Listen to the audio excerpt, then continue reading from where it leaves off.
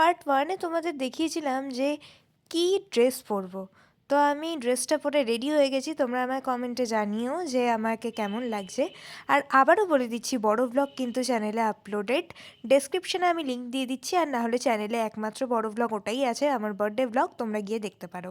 এই দেখো কেক আর এই টুকটাক ডেকোরেশন করেছি, তোমরা বলো কেমন লাগছে। ইউনিকর্ন দিয়ে সাজিয়েছি, দুপুরে দাদা যে চকলেটটা দিল সেইগুলো দিয়ে সাজিয়েছি, ওই ডেয়ারি মিল্কটাও দাদাই এনেছে, ওগুলো দিয়ে সাজিয়েছি। আর আমার দুজন কলেজ ফ্রেন্ড রনিত আর অর্ঘ্য, ওরা এসেছিলো আমায় এই যে এই কেকটা নিয়ে। আর ওরা এসে আমার ক্যারিওকে নিয়ে হ্যাপি বার্থডে টু ইউ গান গাইছিল।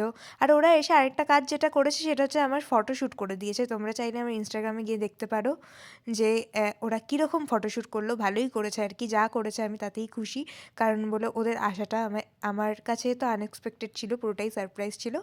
তো এই কেক কাটিং করে নিলাম। কেক কাটিং করে একে একে ভাই, তারপর বাবা, তারপর মাকে খাইয়ে দিলাম, তারপর আমরা ডিনার করে নিলাম। এইভাবেই চললো আমাদের বার্থডে ব্লগ।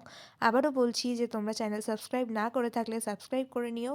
আর আমার বড় ব্লগ কিন্তু চ্যানেলে অলরেডি আপলোডেড, যেটা is all about my birthday. তো তোমরা আমার পাশে থেকেও, ব্যাস এইটুকুই, বাই।